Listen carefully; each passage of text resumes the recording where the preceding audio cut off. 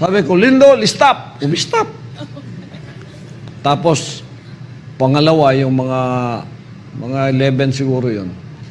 Nandyan si Ingrid, nandyan sino yung kasama ko, nagsusulat ako, lumindol. Sabi ko na, stop!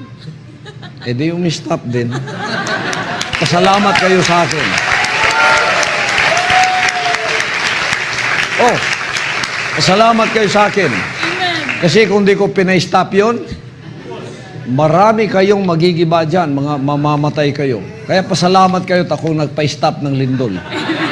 Hindi ko sinabi to na walang witness, ha? May witness, marami.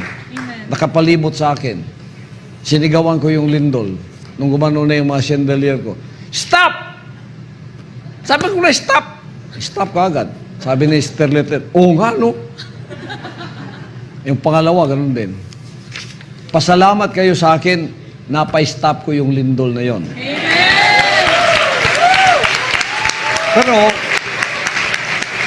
Pero, hindi ko na nasasabihin ito dahil baka ito ay sasabihin yung pagyayabang. Hindi ko sana nasasabihin, minention mo lang na ako ang dahilan Oh. Wow, mali ang interpretasyon mo.